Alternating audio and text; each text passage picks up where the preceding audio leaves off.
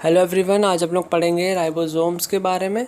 Ribosomes की discovery की थी जॉर्ज पैलेट नाम के साइंटिस्ट ने 1953 में।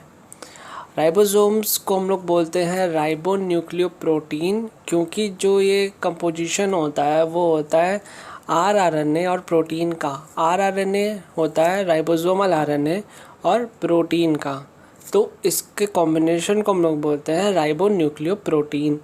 These are not surrounded by any membrane less organelle होता है राइबोसोम्स। तो ये क्वेश्चन कई बार पूछा गया है कि राइबोसोम्स की मेम्ब्रेन का क्या नाम है, ऐसे ट्विस्ट करके आता है। राइबोसोम्स की कोई मेम्ब्रेन नहीं होती, इसलिए कोई नाम नहीं होता। राइबोसोम्स मेम्ब्रेन लेस होते हैं।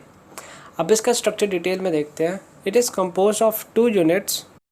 एक होता है लार्जर यूनिट जो कि होता है डोम शेप, और दूसरा होता है स्मॉलर यूनिट जो होता है कैप लाइक स्ट्रक्चर।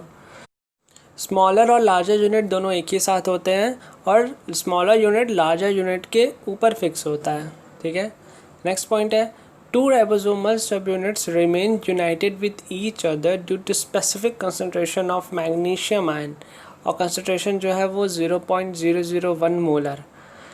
तो जो ये 2 राइबोसोमल सब यूनिट्स हैं, एक लार्जर और एक स्मॉलर, तो ये जो दोनों राइबोसोमल सब यूनिट्स हैं वो आपस में मैग्नीशियम आयन की कंसंट्रेशन की वजह से वो लोग आपस में स्टिक टुगेदर रहती हैं। दोनों आपस में किस लिए जुड़ी रहती हैं? क्योंकि मैग्नीशियम आयन का एक लिमिटेड कंसंट्रेशन रहता है, उस वजह से ये दोनों आपस में स्टिक रहती हैं। और वो कंसंट्रेशन कभी कभी पूछ लेता है 0.001 मोलर।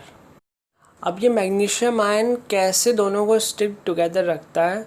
बिकॉज जो मैग्नीशियम आयन है वो आयनिक बॉन्ड बनाता है आरएनए के फॉस्फेट मॉलिक्यूल से। मींस आरएनए में जो फॉस्फेट मॉलिक्यूल है उससे मैग्नीशियम आयन आयनिक बॉन्ड बनाएगा और लार्जर और सब यूनिट को जोड़ के रखेगा। कैसे कि मान लीजिए मैग्नीशियम आयन है, उससे एक फॉस्फेट ग्रुप, मान लीजिए लार्जर सब यूनिट का एक फॉस्फेट ग्रुप है, उससे मैग्नीशियम आयन जुड़ा हुआ है, और एक स्मॉलर सब यूनिट के फॉस्फेट ग्रुप से मैग्नीशियम आयन जुड़ा हुआ है।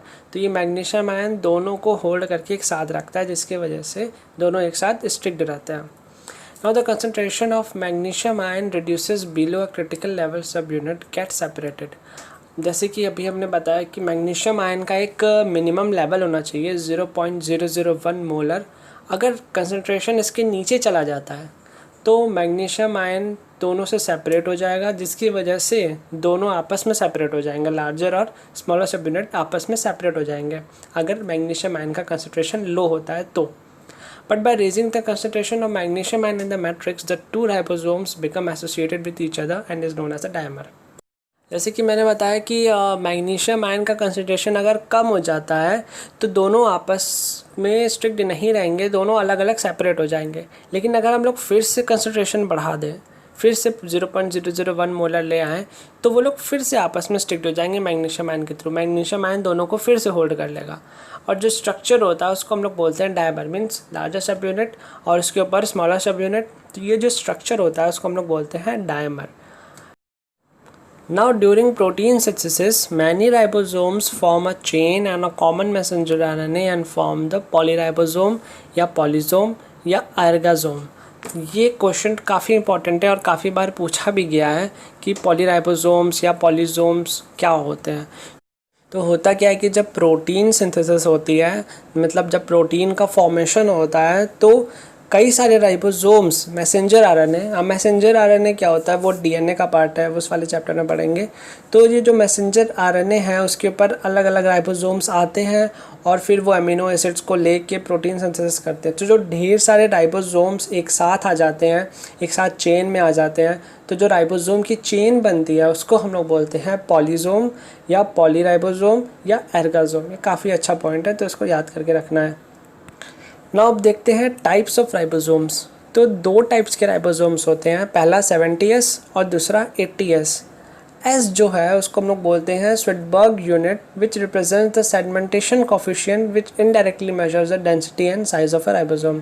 तो ये जो स्वेडबर्ग यूनिट है, जैसे नाम बता रहा है कि ये स्वेडबर्ग नाम के साइंटिस्ट ने डिस्कवर किया था इस यूनिट को, इसलिए इसका नाम है स्वेडबर्ग यूनिट।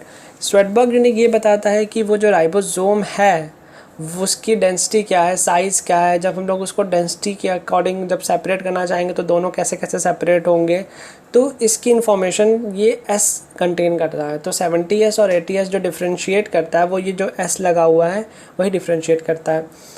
अब हमने पहले से बताया था कि यूकैरियोट्स में होता है 80S राइबोसोम्स और प्रोकैरियोट्स में होता है 70S राइबोसोम्स। तो कई बार डायरेक्टली पूछ लिया जाता है कि यूकैरियोट में राइबोसोम्स कैसे होते हैं और प्रोकैरियोट में कैसे होते हैं, तो आपको पता होना चाहिए कि 80S और 70S होता है। ठीक है, राइबोसोम्स हैं 70S और 80S। 70S होगा प्रोकैरियोट्स में और 80S होगा यूकैरियोट्स में। बट ये जो 70S और 80S हैं ये भी और स्मॉलर सब यूनिट से बने हुए होते हैं। जैसे कि 70S बना होता है 60% rRNA और 40% प्रोटीन, और जो 80S होता है वो बना होता है 40% rRNA और 60% प्रोटीन। तो ये कॉम्पोजिशन याद करना बहुत ज़रूरी है कि 60-40 70S में होता है और 80S में होता है 40-60 का कॉम्पोजिशन rRNA और प्रोटीन का। क्योंकि राइबोसोम मैंने पहले बताया था कि राइबो न्यूक्लियो प्रोटीन होते हैं, डैट मीन्स RNA और प्रोटीन से बने होंगे। तो RNA और प्रोटीन से बने होंगे तो कितना RNA और कितना प्रोटीन चाहिए रहेगा, तो बस उसी का कॉम्पोजिशन है कि 60-40 70S के लिए चाहिए और 40-60 80S के लिए चाहिए। अब ये जो 70S और 80S राइबोसोम्स हैं वो भी डायरेक्टली नहीं बने होते, वो दो और यूनिट से बने होते हैं। जो एक जैसे कि मैंने बताया एक लार्जर सब यूनिट होगा, एक स्मॉलर सब यूनिट होगा। तो जो 70S राइबोसोम है उसमें जो लार्जर यूनिट होता है वो होता है 50S और जो स्मॉलर होता है वो होता है 30S। और जो 80S राइबोसोम्स है इसमें जो सब यूनिट्स होते हैं वो लार्जर होता है 60S और स्मॉलर होता है 40S।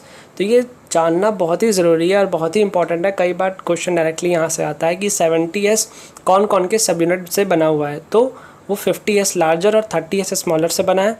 और 80S राइबोसोम्स कौन कौन से सब यूनिट से बना है, 60S लार्जर और 40S स्मॉलर से बना है। अब ये जो 60S है, 40S है, 50S है, 30S है, जो स्मॉलर और लार्जर सब यूनिट्स हैं, इसकी कॉम्पोजिशन क्या है, इससे भी क्वेश्चन आते हैं। मतलब अगर आप एम्स लेवल का एग्ज़ाम देंगे तो आप एक्सपेक्ट कर सकते हैं कि हाँ यहाँ से क्वेश्चन आ सकता है जो कि एम्स लेवल का बनेगा। नीट में इतना ज़्यादा नहीं पूछेगा, बस वो 60-40 और 50-30 का कॉम्पोजिशन पूछेगा। बट अगर और एम्स लेवल पे जाएँ तो वो 60S का भी पूछ लेगा, 40S का भी पूछ लेगा। देखते हैं पहले 60S का। 60S बनता है 28S, 5.8S and 5S rRNA से।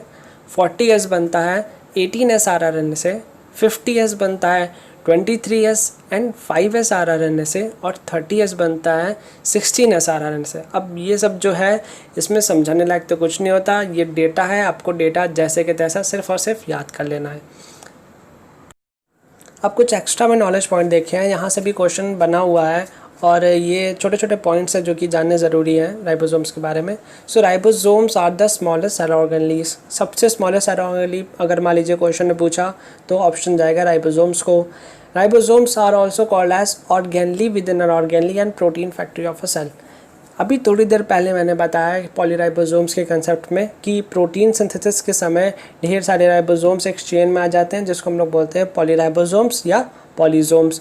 तो राइबोसोम्स का जो मेन फंक्शन है, सबसे मेन फंक्शन है राइबोसोम्स का, वैसे तो आप एक ही फंक्शन मान सकते हो, सबसे मेन फंक्शन है वो है प्रोटीन सिंथेसिस। प्रोटीन सिंथेसिस जो किसी सेल में करेगा वो करेगा राइबोसोम्स। मीन्स जहाँ भी राइबोसोम्स होंगे वहाँ प्रोटीन सिंथेसिस होनी ही होनी है। जैसे कि हम लोग एंडोप्लाज्मिक रेटिकुलम में पढ़े थे कि स्मूथ एंडोप्लाज्मिक रेटिकुलम में राइबोसोम्स नहीं होते और रफ एंडोप्लाज्मिक रेटिकुलम में राइबोसोम्स होते हैं। तो जो रफ एंडोप्लाज्मिक रेटिकुलम में राइबोसोम्स होते हैं वहाँ पे वो फोटोसिंथेसिस करते हैं।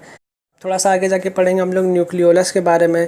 तो न्यूक्लियोलस में भी राइबोसोम्स होते हैं और वहाँ पे भी वो प्रोटीन सिंथेसिस ही करते हैं, इसलिए इनको बोलते हैं protein factory of a cell. Except mammalian RBCs, all living cells have ribosomes. Mammalian RBC means mammals की जो RBC है वहाँ पे राइबोसोम्स नहीं होते, बाकी सारी सेल्स में होते हैं।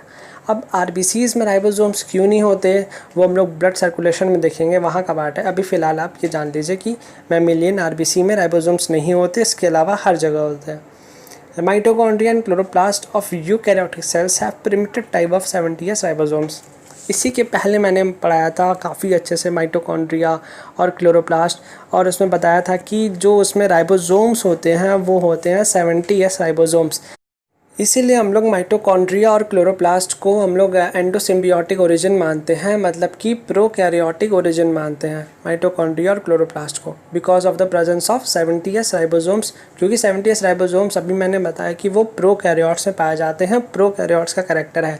इसी वजह से जो माइटोकॉन्ड्रिया क्लोरोप्लास्ट यूकैरियोटिक सेल में पाए जाते हैं उनमें भी 70s होता है। मीन्स की प्रोकैरियोटिक कैरेक्टर और एंडोसिम्बियोटिक ओरिजिन शो करते हैं ये माइटोकॉन्ड्रिया और क्लोरोप्लास्ट। ये जो लास्ट पॉइंट बताया ये काफ़ी इंपॉर्टेंट पॉइंट है और इसको तो थोड़ा अच्छे से देखना है, क्योंकि काफ़ी बार पूछा भी गया है कि एंडोसिम्बियोटिक ओरिजिन में माइटोकॉन्ड्रिया और क्लोरोप्लास्ट आते हैं। तो ये था ओवरऑल राइबोसोम्स के बारे में, मोर देन एनफ है, काफ़ी डिटेल में है। एम्स लेवल तक के क्वेश्चन मैंने कवर कर लिए हैं। सो तब तक के लिए goodbye, take care and keep learning.